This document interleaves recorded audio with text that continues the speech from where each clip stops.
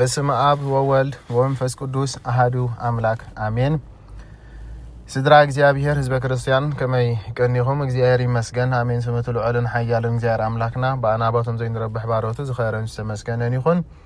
በረከት ረድኤት አማላድነት የወላዲተ አምላክ ድንግል ማርያም አይፈለየና ክርስቶስ ተንሥአ እሙታን በአቢ ኃይሊ ወስልጣን አሰሮ ለሰይጣን አጋዞ ለአዳም ሰላም እምዜስ ኮነ ፍስሐ ወሰላም በምሕረቱ ፍስሐን ደስታን ዝገበረ እግዚአብሔር አምላክና አምላክ አባታትና ዘላለም ዓለም ክብርን ምስጋናን ንዑ ይሁን كم تناي وترو قال زبرنا እግዚአብሔር አምላክና ለሞን ቃሉ ከበና ይንخላትና ዘሰው ልቦና ከበና ናተወድስ ፈቃድ ይሁን ከምናቱ ፈቃድ ነው ምን ዘራረበሉ አርስቲ ሐሙሽተ መጋቢት ናይቲ ካብ ዓበይቲ ነቢያት ወገን ሓደ ዝኾነ ነቢ ኤርሚያስ በዓለ ዕረፍቱ ስለ ዝኾነ ብዛዕባ ነቢ ኤርሚያስ ሕጽሪሉ ንእሽተይ ካብትናቱ ዝኽሪ በረኸት ንምስታፍ ክንሪኢና ማለት እዩ ምናልባት ግን ከመእተዊ ዝኾነና ጥቅሲ እንተዳ መዝሙር ዳዊት ተመልኪትና መዝሙር 35 ፍቅድ 12 ዘሎቃል አክንድ ሰናይሲ ኩፉ ፎደዩኒ ይብል ህይንተ ሰናይ ተፈደዩኒ እኪተ ከም ዝበለ ማለት እዩ አክንድ ሰናይ እከይ ፎደዩኒ አነ ሰናይ ተገበርኩሎም ንሶም ግን እከይ ፎደዩኒ ይብል ማለት እዩ እዚ ቃል እዚ ኣብ መዝሙር ዳዊት መዝሙር 35 ኢና ንረኽብ መዝሙር 35 መንቸም ካብቶም ፍሉጣት ዝበሃሉ መዝሙር ናይ ቅዱስ ዳዊት ሓደ ንምንታይ እንተልና ኣብ ግዜ ጾም አርባዓ ፍላይ ድማ አብ ጊዜ ሕማማት ጉፍኦም ለለይ ይገፉኡኒ ጽብኦም ለለይ ይገፉኡኒ ለለይ ይጸብኡኒ ከምንብል ማለት እዩ እዚ ክንብል ከለና ሁሉ ሰብ ዝዝክሮ ስለዝኾነ ማለት እዩ እጂ እዚ ቃል እዚ ስለምንታይ ቅዱስ ዳዊት ተዛሪብዎ ስለምንታይ ተነቢዎ ስለምንታይ ዘሚርዎ ክንብል ከለና መዝሙረ ዳዊት ትርጓሜ ከም ዝነገረና መቸም 150 ናይ ቅዱስ ዳዊት መዝሙር ኩሎም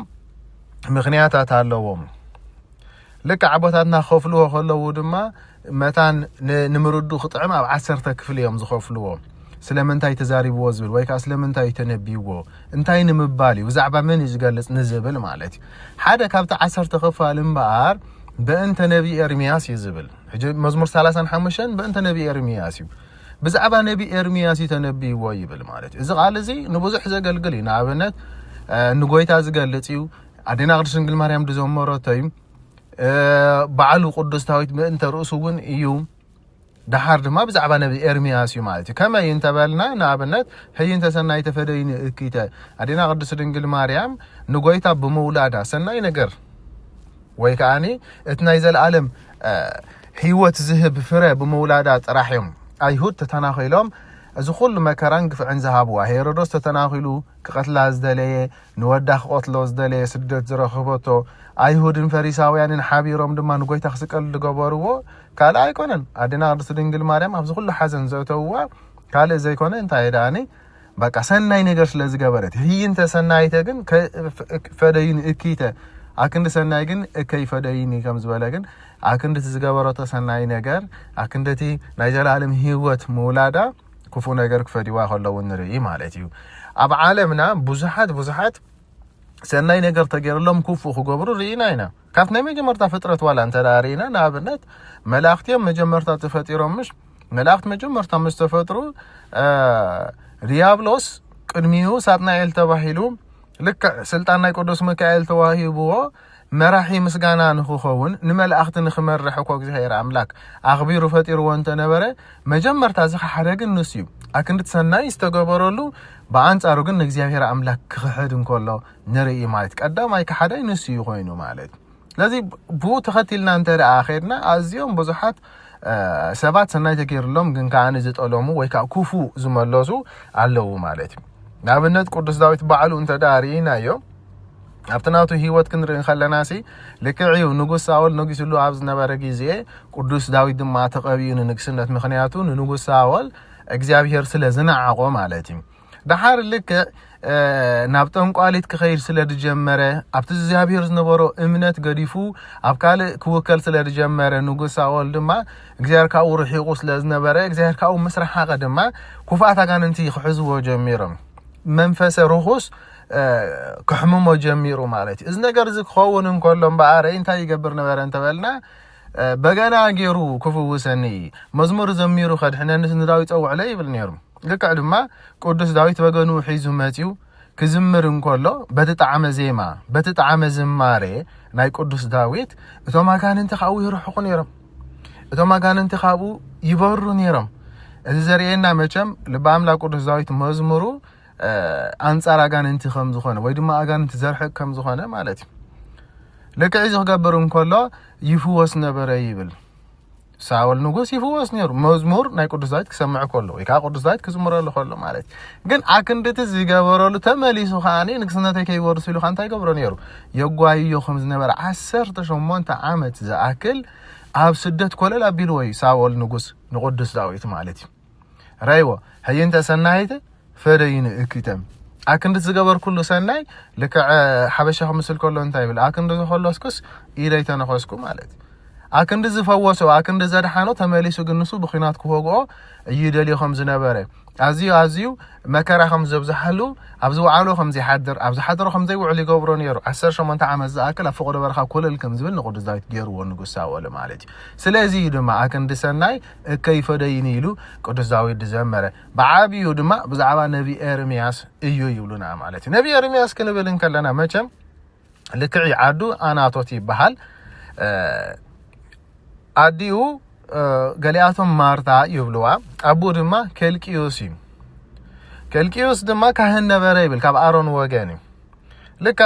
ነቢ ኤርሚያስ ምስተወልደ ድማ በቲ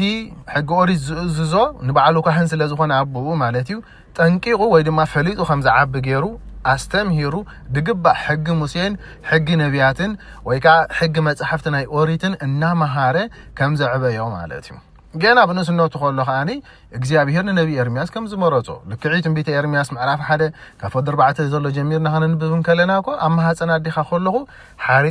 ሓሪካ መሪጸካ አፍቂረካ ይብሎ ማለት እዩ ና አህዛብን ህዝብን ድማ ነቢ ክትከውን መረጽኩ ኻና በለ خزارበ ኮሎ ንሪ ነቢ ኤርሚያስ ድማ በትሕትና አይ አነስ ነሽተየ እዚ ትብሎ ዘለኻ ክገብር ዝበቃዓኩ ኣይኮንኩንና ለትሕትኑ ኸሪ ኮሎ ንሪ ንሽተየ ሰአይ ትበል ምኽንያቱ እንሆ ከንፈርካ ተንኮፍኩኻ ኣብ ቅድሚ አህዛብ ድማ ሞጎስ ይበካዮሞ ድሕር ሕጂ ናተይ ቃል ክትዛረብ ኢኻ ኣነ ድማ ምሳኻ ስለ ዘለኹ ኣይትፍራሕና አለ ኣተባቢዑኹም ሰስረዶ ልክዕ አቦታትና መንፈሳዊ ጸጋ ወይ ድማ መንፈሳዊ ስልጣን ክወሃቡ ከለው አይደልን እዮም ዝብሉ ወይ ከአኒ ትሕትና አይበቅዕን እዮም ዝብሉ ዝግባይ ምክንያቱ መልክትና ትሕትና ስለ ዝኾነ እቲ ርእሱ አትሕታት ዘብል ኢሉ ጎይታ ወንጌሉ ንሱ ልዕል ክብል እቲ ርእሱ ልዕል ዘብል ግን ንሱ እንታይ ክኸውን ክዋደድ ይኹም ዝበለና ማለት ስለዚ ኩሉ ግዜ ጸጋ ክወሃበና ከሎ አይደልን ይኽንብል ክንከላለና እንዳበር ተቀዳዲምና ወይ ድማ ንጸጋ ልክዕ ሃረ ቅዱስ ጳውሎስ እንታይ ይልሎ ቅኑ ለለ ተዓቢ ጸጋ ነተን ዓብያ ጸጋ ስቁኑ ከም ዝበለ ንጸጋ ክንቀኒ ይግባአና ንጸጋ ክንጓይ ይግባአና ግን ስልጣን ክመጸና ከሎ ክብርና ኣብ ቅድሚ ሰብ ክግለጽ ከሎ ግን አንሕና ድማ በአንጻሩ ክንትሕት ይግባአና ወይ ድማ አይበቀኒ አነሳይ ይግባአንን ይኽንብል ይግባአና እሱ ምስንብል መሊሲ እግዚአብሔር አምላክ ጸጋና ዘብዝሖ ማለት እዩ አሕና ግን ወይ ይግባአኒ አነባ ኸምዚ ናይባ ኸምዚ ክንብል እንከለና ኻ በአንጻሩ ጸጋና እቲ ዝነበረና ጸጋ ኻማኔ እግዚአብሔር እንታይ ገብሮ ማለት እዩ ቀንጢጡ ይወስዶ ማለት እዩ ነቢ ኤርሚያስ እንባር አይ አነስ ህፃኔ ነዝ በቃ አይኮንኩን ካልዳ አውሰድ ክብል እንከሎ ማለት እግዚአብሔር እንኮላይ አይ ትሕትኑ ስለ ዘራይ ህፃኔ ሳይትበል ምክንያቱ አነ የምሳኻ ዘለኹ ናቲ ቃል ኢኻ ትዛረብ አነ ምሳኻ ስለ ዘለኹ ኻ ማንም ዘፍራሓካ የለን ኩሉ ግዜ መቸም እግዚአብሔር ምሳና እንተልዩ መን ከቃወመና ይኽእል ወላ ሓደ ከቃወመና ዝኽእል የለን ምክንያቱ ንሱ ምሳና እንተልዩ ዘፍርሖ ለሓንቲ ነገር የለን ዘፍርሖ ለሓንቲ ነገር ስለዚህ በኸምዝ መንገድ ድማ ነቢ ኤርሚያስ ክምረጽ እንከሎ ንርኢ ማለት እዩ ለከ ነቢ ኤርሚያስ ተመሪጹ ድማ እትናቱ ህይወት እንተዳርሂናዮ ናይ መከራ ህይወት ነይሩ እትናቱ ህይወት ብጣዕሚ ናይ ሓዘን ናይ ለቕሶ ህይወት ነይሩ ምክንያቱ ኃጢአት ህዝቡ ተመልኪቱ ኃጢአት ናይ እስራኤል ሪኡ ምእንቲ እስራኤል ከይትጠፍእ ምእንቲ ህዝቢ እስራኤል ከይጠፉ ኣዝዩ እናልቀሰ እናበኸ ኣቦታት ከማ እንታይ እዮም ዝብሎ ነቢየ ብካይ ወይ ድማ ናይ ልቕሶ ነቢ ናይ ሓዘን ነቢ እዮም ዝብሎ ምክንያቱ ልዕሊ 70 ዓመት ዝኣክል ዘልቀሰ ነቢ ስለ ዝኾነ እዚ ክበሃል ከሎ ግን ምእንቲ ኃጢአት ህዝቡን ምእንቲ ሃገሩ ከይጠፍእን መታን ማለት ማዕረኽ እንደዚ ንህዝቡን ንኢየሩሳሌምን ዘፍቅር ዝነበረ እዩ ለክዒ ከምዚኦም ዓይነት አቦታት ክትረክብ ማለት እግዚአብሔር አምላክ ዕድለካ ከሎ ከም ነቢ ኤርሚያስ ዝኣመሰሉ አቦታት ምእንቲ ሃገሮም ምእንቲ ህዝቦም ህዝቦም ከይጠፍ ህዝቦም ከይማረኽ ሃገሮም ከይተዓኑ ዝጽልዩ ኣቦታት ክበና እግዚአብሔር ኣምላክ ጸጉ ናቱ ቅዱስ ፈቃድ ይኹነልና ብጸጉ ይደግፈና ምኽንያቱ ከምዚኦም ዓይነት ነቢያት ናይ እግዚአብሔር መዓት እንኳን ከርሑቁ ዝኽእሉ ምኽንያቱ ይገርመኩም እንኳን ሓደ ጊዜ እኮ ቅዱስ ሚካኤል ተገሊጹ ከዘራረቦም እንከሎ ካን ደኾን ሕጅስ ንእስራኤል ከተጥፋ ኣይኻ ክብሎ ከሎ ነቢ ኤርምያስ ኣብቲ ናይ መወዳእታ ማለት እዩ ምኽንያቱ እስራኤላውያን ምምላስ ኣብዮም ከንጭራሽ ብፍጹም ኃጢአት ተመላሊሶም ንእግዚአብሔር ገዲፎም ኣምልኾ ጣዖት መሰብዝሑ ቅዱስ ሚካኤል ብእግዚአብሔር ኣምላክ ተኣዚዙ ከጥፋ ኣመጹ ማለት እዩ ካን ደኾን ከተጥፋ ኣይኻ ክብሎ ከሎ ክሳብ ሎሚ ኻማነይ ናትካ ጸሎት ዓጊት እንዳ ኣምበር ከጥፋ አስቀደም ዝሓሰብኩ ይብሎ ማለት እዩ ሰብ ወረዩ ክሳብ ሎሚ ኻማነይሲ ናትካ ጸሎት እንታይ ገይርኒ ይብል ዓጊትኒ ነቢ ኤርምያስ እምበር ብጸሎቱ ንእስራኤላውያን ይከላኸለሎም ከም ዝነበረ ንሃገር እስራኤል ንኸይትጠፍ እቲ ናቱ ጸሎት ኣብ ቅድሚ እግዚአብሔር ቅቡል ኮይኑ መዓት ናይ እግዚአብሔር ደው ከም ዘበለ ይነግረና ማለት እዩ ከምዛ ዓይነት ነቢ ነይሩ ነቢ ኤርምያስ ኣዝዮም ብዙሓት ነገስታት ትሕሊፍ እዩ ልዕሊ 52 ምዕራፋት ዘለዎ መጽሓፍ ኣለዎ ካብቶም ዓበይቲ ነቢያት እዩ በቲዮም استفلالي نجستات دم هذي استفلالي قفع رخبي بفلاي دم أكونيانن صدق ياسن دم زيهم كلتا دم بفلاي بتعم أساق يوم لكعيو أبسل صورحو ناي أكونيان نجوسي نابكورنوصر ماريخو وسيدوامي أكونيان قتيلو أكونيان النجوس مستقتله لك حوز نبره ناتان ينيرشو مجمرتا نعيان قسني انت رأنجس كان دما نسرائيل كم تسعاترو ليجيره اب تحت غرخا خمز غزول كاخ غبريل ونتمه حساب نغوس نابكورنوصر مالتي ناي كلداويان نغوس لك عين سدما انت زيت اليم كان دا حراي بمبال سمو قيرو صدق ياسيلو صدق ياس مالت تزيت الم كاني مالتي ስለዚህ ስሙ ቀይሮ ድማ አንጊስዎ ለከዩ ካፍት ዝበሎ ኸይወፀ ድማ كحيدوا أي نعخا جبر أي كفلين كبره خلوا حدا وان دما نبكرنا صار كبيبو كم زحازهم لكعيو صدق ياس نقص عزي فرح سلز نبرة دما انتهي جبر يزول أفتحتي ويد ما أب حصر خمس آتوا مسرع عينة مزبون تاي بقولهم يبل كموت جنوزني لهم تجنيزو خموسي كوات مالتي خملت كم مجزاتنا أي نبكرنا صار دحاره يجن حنت سبيت نبرتي بلو ما إذا سبيتي زي ما بلت نبرت زيادة خان نبرت ما جن بزح جزء حق عمتيسو عميسو نبرة ما عب ساعات زجن نوجس نجارات يبل إزي استجنزسي كفوتو من مخانو على لي خمس بلاتو ما لك عسان جرات اللون تخفوتو دما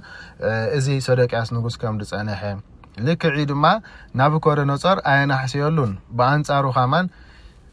لك كم سبعة يتواجع له كم سبعة دما تشنيفة آيتبل إسخا خميس ولو خيا خنا بله نما كانوا أنت حتى من الناس أنتي جبوا أنتي مقطعتي جبوا خلو ما كانوا أنت دما بسيفو خساروا قراط إلهم ما معلش دحر إذا ده قليل عندي قلتي فندي خجلاجل إذا السكيات جبوا بمبال ما مجمرت أنتي جبر يزول شو عتدك نبارو ومن شو عتدك وأمزم أبكر ميودما ككسارهم هرم شو عتدك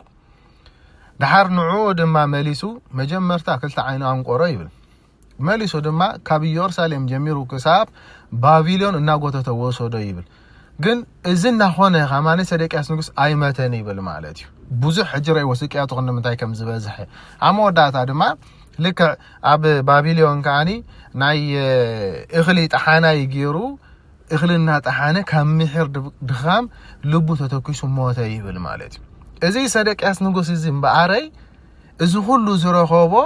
ስለምንታዩ እንተበልና ነነቢ ኤርምያስ ከም ሕሱም ዘሳቀዮ ንጉስ ስለዝነበረ ማለት እዩ መቸም حين مفلاي ناتيو خمس بالك زي هير أملاك النبي إرمياس إذن نقص زي سرقياس نقص قدمي ممراخوز جبران تايون تبلنا نبي إرمياس نهوز بي نقرم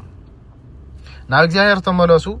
اتسناي نجار جبرو حقتاتو صعابو نإسرائيل ن إجزاء بيهر انت را حقو صعبنا انت را تزازاتو صعبنا ببرخات كمال النايم ان بنت النايجن كتف النايو إن بلا أزي بزح عوان جزية نجيروه حدا وان كماناي كلتا تصمد بعراي امتيو بناي حاطين قنبر ወይ ድማ እዚ እንታይና ንብሎ ቀንበረ የተሸከሙ ጎይታ ከም ዝበለ ልክ ጸሚድዎም ከም ዝነ ማሐረስ ንጾም ዶማት ግን ብናይ ሓጺን ልክዕቴም ኣብ ዕርፈን ጠርጠር ኢሎም ክፍንጥስዎ እንተፈተኑ ግን ሓፂን ስለ ዝኾነ ክሰብርዎ ኣይከኣሉን ማለት እዩ ሽዑ እንታይ ማለት ካይ ክብልዎ ከለዉ ድማ ንጉስን መኳንንትን እንተዳ ናብ እግዚኣብሔር ዘይተመለስና ልክዕ ከምዚ ሓፂን እዚ ነዘማ ብዑር ዝኸበዶም ማዕርኽንዱ ዝኸብደና መግዛእቲ ካብ ኣሕዛባውያን ክንረክብ ኢና ኢሎም ድሓሪ ሓሰውቲ ነቢያት መፅኦም ግን እንታይ ገበሩ ይብል ከም ናቱ ልክዕ ፅምዲ ብዕራይ ኣምፅኦም ፍኹስ ዝበለ ዕንጨይቲ ፀሚዶም ቀንበር ገይሮም ማለት እዩ ነቶም ኣብዑር ምስ ፈነውዎም እቶም ኣብዑር ድማ ፈኺሱሎም ናፍትን ክብሉ ከለዉ በንጢሶሞ ማለት እዩ ዝመፀ ንጉስ እንተመፀ ከምዚ ጌርና ክንሰባብሮ ኢና ኢሎም ድማ ንሶም ከዓ ብኣንፃሩ ፈኪሮምሉ ማለት እዩ ብዙሕ እዋን ነጊርዎም ኣዝዩ ብዙሕ እዋን ምንጋር ጥራሕ ኣይኮነን ነይሩ ናይ ነቢ ኤርምያስ ምእንቶም ከዓ ይበክን የልቅስን እግዚኣብሔር ኣምላክ ይልምን ነይሩ እንተኾነ ግን ክሰምዕዎ ኣይከኣሉን ሓደ እዋን ድማ ብፍላይ ልክዕ ትንቢት ተገሊጹሉ ክጽሕፍ እንከሎ እስራኤላውያን 7 ዓመት ዝኣክል ክማረኹ ምዃኖም ተገሊጹሉ ጽሒፉ ንንጉስ ምስ ለኣኸሉ እቲ ንጉስ እንታይ በለይ ዝብል ሰደቅያስ ንጉስ እዚ ነቢይ እዚ ግን ብዛዕባ እስራኤላውያን ብዛዕባ ናሲ ሰናይ ነገር ንምዃኑ ኣይትንበን ድዩ ብምባል ኣምፂኡ እንታይ ገበሮ ዝብል ኣብ ናይ ሽንት ቤት ኣሰሮ ይብል ሰብ ወሬ ነቢ ኤርምያስ ዝኣክል ቅዱስ ኣቦ ኣብ ሽንት ቤት ኣሲርዎ ማለት እዩ ኣብ ሽንት ቤት ኣሲሩ ድማ ሕጂ ሕሰቦ ሽንት ቤት ክበሃል እንከሎ ማዕረኽ እንደይ ምን ዓቑዩ ማለት ይሕሰቡ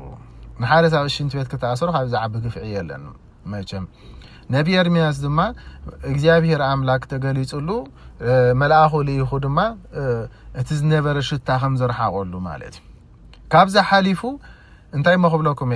ብእስር ቤት እንተበልና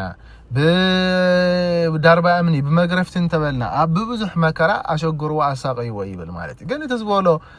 ትንቢት ኣይተረፈን እስራኤላውያን እንታይ ኮኑ ይብል ተማረኹ ይብል ማለት ተማረኹ 7 ዓመት ዝኣክል ኣብ ባቢሎን ብግፍዒ ብመከራ ይነብሩ ከም ዝነበሩ ማለት እዩ ልክዕዩ ኣብ 4 ዓመት ክተርፎ ከሎ ከባቢ ምርኮ ክምለሱ ምዃኖም بنسر تمثيل ملاك እግዚአብሔር ደብዳቤ ሒዙ ናፍቲም ደቅ መዛሙርቱ ናይ ነቢ ኤርምያስ ዝነበሩ ባሮክን አበ መለክን መጽ ይብል ምክንያቱ ቀድመ ምርኮዚ ነቢ ኤርምያስ ብዙሕ ደቅ መዛሙርቱ ነይሮም ግን ካብቶም ፍሉጣት ክልተ ባሮክን አበ መለክን ለካ ከምቲ ዝበልናዮ ምእንቲ ህዝቡ ምእንቲ ኢየሩሳሌም የልቅ ስለ ዝነበረ ፍሞዳታ ግን አይ ደጊምሲ ምምላስ አበ ምምክጠፊ አይሉ እግዚአብሔር አምላክ መልአኹ ምስለደ እስራኤል ከጥፋ ግን ምንት ዞም ክልተ ነቢ ኤርምያስ ለመነ حራ እስራኤላውያን ሲ በሰንከ ኃጢአቶም ጠፉለው ዞም ክልተ ግን እንታይ ገይሮም ንዋይ ቅዱሳት ከንታይ ይኹን ኢሉ ለሚኑ ከም ዝነበረ ማለት እዩ ለከዒ ብዛዕባ ንዋይ ቅዱሳት እግዚአብሔር እንታይ ይብሎ ንምድሪ ሓደራ ሃባ ወለ ይብል ንዋይ ቅዱሳት ናይ ቤት መቅደስ ንምድሪ ሓደራ ሃባ ይልዎ ለከዒ ድማ ከምቲ ዝበሎ ነታ ምድሪ ሓደራ እንታ ሃባ ነቢ ኤርምያስ አፋ ኸፊታ ነቲ ንዋይ ቅዱሳት ከም ዝዋሓቶ ተብለን ድገርም ነገር እንኳን ድሕሪ 7 ዓመት እቲ ንዋይ ቅዱሳት ከም ዝተረኸበ ማለት እዩ ብዛዕባቶም ክልተ ደቅ መዛሙርቱ ድማ ኩሉ ግዜ ንሶሙን ከም መምህሮም ተማሂሮም ይጽልዩ ስለ ዝነበሩ ኢታርኤን ምስናዋ ለኢየሩሳሌም እናበሉ ማለት ጥፋትና ኢየሩሳሌም አይተርኤና ናው ይጽልዩ ስለ ዝነበሩ ንባሮክ ናይ ነገስታት ናይ ቅዱሳን ነገስታት መቃብር ሓሉ በሎ ይልዎ ስለዚህ ናይቲዮም ናይ ቅዱስ ዳዊት ጥበበኛ ሰሎሞን ዝኣመሰሉ ነገስታት መቃብር ክሕሉ ኸይሉ ማለት እዩ ንአበ መሊክ ድማ ንቆጽሊ ንፈውሱ ዝኸውን ምስላኣኾ ንሱ ድማ አው ድቃስ መጽዎ ከም ዝደቀሰሞ 66 ዓመት ዝኣክል ከም ዝደቀሰ ይዝነግረና ማለት እዩ መቸም ነቲ ሰብ ዘይካሎ እግዚአብሔር ግን ይካሎ ስለ ዝኾነ ማለት እዩ ስለዚህ እዚኦም ክልተ ነቢ ኤርምያስ ለሚንሎም ስለ ዝኾነ ጥፋት ናይ ኢየሩሳሌም አይራአዩ ምርኮ አይራአዩ ማለት እዩ ነቢ ኤርምያስ ግን መታን ህዝቡ ክምህር መታን ተስፋ ክኾኖም መታን ሕግ እግዚአብሔር ከስተምህሮም ግን ምስኦም ተማረኸ ይብል ማለት ሓንሳ እግዚአብሔር አምላክ ብሰንክቲ ንቁሲ ይነድድ ሩሑስ ከም ዝተባሃለ ሓንሳብ ነቶም ቅዱሳን ከይተረፈ ምስቶም ገበነኛታት ወይ ድማ ምስቶም በደለኛታት ይልኩሞም ንምንታይ እንተበልና ግን መታን ሓደ ተስፋ ክኾንዎም መታን ከጸናንዕዎም መታን ሕግ እግዚአብሔር ታይገብርዎም አፍት ናይ ስደት ወጣ ማለት ከስተምህሮዎም ማለት ስለዚህ ነቢ ኤርምያስ ግን ምስ ህዝቡ ተማሪኹ ማለት ድሕሪ 66 ዓመት ድማ ንምምላስ ናይ እስራኤላውያን ጸዋዊ 4 ዓመት ክተርፎ ከሎ መልአክ እግዚአብሔር ብነስር ተመሲሉ መጽዩ የበስሮም ማለት ነቶም ክልተ ደቅ መዛሙርቱ ድሕነት ከም ዝኸውን ልክዕ ድማ እታ ደብዳቤ ሒዙ ናበይ ይወስዳ እንተበልና ናብ ነቢ ኤርምያስ ናብ ባቢሎን ማለት እዩ እታ ደብዳቤ እንታይ እያ ትብል እስራኤላውያን እግዚአብሔር አምላክ ናብ ሃገርኩም ክመልሰኩም እዩ ግናኸ እግዚአብሔር አምላክ ዝፈጥዎ መስዋዕት ንጹህ እሞ እቲኦም ካብ አሕዛብ ዝተዋሰብኩም ተፋትሑ እቲኦም ዘይተዋሰብኩም ድማ ምስ አሕዛብ ኣይትዋሰቡ ስለዚ ነጽይኩም ናብ ሃገርኩም ታይግበሩ ብሎም ማለት ተመለሱ ይብሎም ግን እስራኤላውያን ገሊአቶም ምስ አሕዛብ ዝተዋሰቡ ስለዝነበሩ እንታይ ቦሊ ይብል ንሃገርና መምላስ ዝኸለአና መን እዩ ካብ ኣንስትና ዝፈላለየና መን እዩ ብምባል እምብሆም ዝበሉ ገሊአቶም ማለት እዩ እቲኦም ንቃሉ ድሰምዑ ድማ እቲ ዝበሎም ገይሮም ካብ አሕዛብ ተፈላለዮም ነጽይሆም ናብ እስራኤል ክምለሱ ተበጊሶም ማለት እዩ ልክዕ እቶም ካብ አሕዛብ ወገን ዘይተፈላለዩ ነቢ ኤርምያስ ንስኻትኩም ሳነ ሕብረት የብልኩምን ኢሉ ምስ ፈለዮም ግን እንታይ ገበሩ እዩ ዝብል ንመለስ ናብ ዓድና ተባሂሎም ካብ ፍርቂ መንገዲ ናብ ባቢሎን ማለት ናብ ባቢሎን ተመለሱ ድማ ንሳቶም እንታይ ይብሎም ገዲፍኩም ናደኸ ይከድኩምን ስለዚ ንሕና እምበኣር ንዓኹም ንጽበይ ኮናን ከምታ ገዲፍኩም ናዝኸድኩም ከምኣ ድማ ንሕና ይንቅበለኩም ምስ በልዎም ግን ንእስራኤል ተመሊሶም ሰመርናሃ ብምባል ካብ ኢየሩሳሌም ርሕቕ ኢሎም ኣብ ሰማርያ ክነብሩ ከም ዝጀመሩ ናይ ሳምራውያን ታሪክ እምበኣር በዚ ድመስረት ማለት ነቢ ኤርምያስ ድማ ነቶም ቃል ሰምዑ ሒዙ ካብ ምርኮ ከም ዝተመልሰ ይነግረና ማለት ካብ ምርኮ ተመሊሱ ድማ የስተምህሮም ይግስጾም ከም ዝነበረ ግን በአንጻሩ አክንዲ እቲ ሰናይሲ እከይፈደይኒ ከም ዝበለት መጽሐፍ አክንዲ ዝገበረሎም ጽቡቕ ነገር ግን ተመሊሶም ንሳቶም ኩሉ ግዜ ሕማቅ ይመልሱሉ ከም ዝነበሩን ኣብ መወዳእታ ድማ ብዛዕባ ምስጢረ ስጋዊ ክዛረብ እንከሎ እግዚአብሔር አምላክ ውለድ ምዃኑ ክመላለስ ምዃኑ ክነግሮም እንከሎ ግን ሎም እስካ ሕልፍ ዓሊፎ እግዚአብሔር ክውለድ ይኽብለና ብምባል ብዳርባ እምኒ ቆትልዎ ከም ዝተልዓሉ እግዚአብሔር አምላክ ሰዊርዎ እታ ንሱ ዝነበራ ስፍራ ልክዕ እምኒ ኮይና ግን ሰብ ትመስል እምኒ ኮይና ንሳቶም ድማ ነቢ ኤርምያስ ረኺብናዮ ብምባል ነቲ እምኒ ክቁጥቁጥዎ ወዓሊ ይብል ድሓረ ግን ግዜኡ ከም ዝኣኸለ ምስ ፈለጠ ነቢ ኤርምያስ ተገለጸሎም ይብል አይ ኣብዚ ንህልኹ ኣነ እንተደኣኒ ቃል እግዚአብሔር ክሰምዑ ዘይደለኹም ግን እትደለይዎ ግበሩ ከም ዝበሎም እሞ ብዳርባ እምኒ ከም ዝወገርዎ በዚ ዕለት እዚ ድማ ሰማዕትነት ከም ዝተቐበለ ወይ ድማ ከም ዝዓረፈ ይነግረና ማለት እዩ ዝገርም ነገር ከማነሲ ካብቲ ክብሪ ናይ ነቢ ኤርምያስ ተለዓለ ኣብ ግብፅ እውን ብስደት ከይዱ ስለ ዝነበረ ሓደ እዋን እስክንድር ዓቢ ወይ ድማ አሌክሳንደር ዘ ግሬት ክበሃል እንተዳ ሰሚዕና ምስ ነገሰሲ ኣብ ሕጂ ነዚያ እስክንድርያ ትበሃል ከተማ ምሽ ኣብ ግብፅላ ነዛ እስክንድርያ ዝመስረታ እስክንድር ንጉስ እዩ ልክዕ እሱ ነዛ ከተማ ምስ መስረታ ኣራዊትን ማዕበል ባሕሪ ድማ ኣብ ደንደስ ባሕሪ ስላዘላ ማለት የናውፅ ስለ ዝነበረ ጋን ይኾኑ ነይሩ ስለምንታይ እዩ ኣራዊት ኣብዚ ዝበዝሑ ማዕበል ድማ ቀጻሊ ማእከላይ ባሕሪ ስለ ዘሎ ደንደስ ናይ እስክንድርያ ማለት ስለምንታይ እዩ ክሓስብ ከሎ ግብፃውያን እንታይ ይብልዎ እንተዳ እዚ ከዓርፈልካ ተደሊኻሲ ሓደ እዋን ኣብዚ ኣስተምሂሩ ነይሩ ስለ ዝኾነ ነቢ ኤርምያስ ናቱ መቃብር ድማ ኣብ ኢየሩሳሌም ኣሎሞ እንተዳኣኒ መቃብሩ ኣምፂኻ ኣብ ዝተገርካዮ እስትብሎ ዘለኻ ኩሉ ነገር ክጠፍእ ከም ዝኾነ ኢሎም ከም ዝነገርዎ እሞ እስክንድር ንጉስ ድማ ናይ ነቢ ኤርምያስ እቲ ክቡር ዓፅሙ ከም ዘምፅኦ ማለት እዩ ብድሕሪ እዚ ድማ ኣራዊት ይኹን ማዕበል ኣብ ከተማ እስክንድርያ ከም ዝሃደ ይነግረና ማዕርኽ እንደዚ ክቡር እዩ ነቢ ኤርምያስ ክበሃል እንከሎ ማለት እዩ እስራኤላውያን ግን ነቲ ከማቦ ነቲ ከማደ ኮይኑ ዝጠቆሞም ዝማዓዶም ዝመኸሮም ዝገሰጾም ብሓቂ እንታይ ክገብርዎ ከለዎ ንርኢ ብዳርባ እምኒ ክቆትልዎ ከለዎ ንርኢ ማለት እዩ ልክዕ ነቲ ዝገበረልካስ ወይ ንገረሉ ወይ ግበረሉ ይብሉ ኣቦታትና ማለት እዩ ነቲ ሰናይ ዝገበረልና ነገር ተኽኢልና ንነግረሉ ተኽኢልና ድማ ንገብረሉ ማለት እዩ ስለዚ ክንገብረሉ ተኽኢልና ሰናይ ተዋሓደ ግን ንነግረሉ ማለት እዩ በአንጻሩ ግን እስራኤላውያን አንጻሩ ተላዒሎም ብዳርባ እምኒ ክቆትልዎ ከም ዝወሰኑ ማለት እዩ ስለዚ እምበር ቅዱስ ዳዊት ኣቀዲሙ ተገሊጽሉ አክንድቲ ዝገበር ኩሎም ሰናይሲ እከይፈደዩኒ ኢሉ ከም ዝዘመረ ማለት እዩ ስለዚ ነቢ ኤርምያስ ንህዝቡ አገልግሉ ንእግዚአብሔር አምላክ ፈጽሙ ብትሕትና አገልግሉ 52 ምዕራፍ ዘሎ ናይ ትንቢት መጽሓፍ ጽሒፉ ብጀካስ ናይ ትንቢት መጽሓፉ ሰቀቃዊ ኤርምያስ ኣለና መጽሓፍ ባሮክ ኣለና ከምኡውን ተረፈ ባሮክ ተረፈ ኤርምያስ ዝብል መጽሓፍቲ እውን ኣለና ኣብዚ ሁሉ ሓሰው እንተልና እቲ ስፍሕ ዝበለ ታሪክ ናይ ነቢ ኤርምያስ ክንረክብ ንኽእል ኢና ንሎም ግን ንዝኽሩ ዝኣክል ነቢ ኤርምያስ ከም ዝበለ ቅዱስ ኣቦ ከም ዝነበረ ንምግላጽ እዩ ከም ዚማ ቦታት ክበና እግዚአብሔር ቅዱስ ፈቃዱ ይኹነልና ስለዚ ማሕረን ዝማዓደን እግዚአብሔር አምላክና ድማ ክብርን ምስጋናን ንዘለዓለም ዓለም ንዕኡ ይኹን በረከት ናይ አዴና ቅድስት ድንግል ማርያም በረከት ናይ ነብይ ኤርምያስ አይፈለየና እግዚአብሔር አምላክና ይኽበር ይመስገን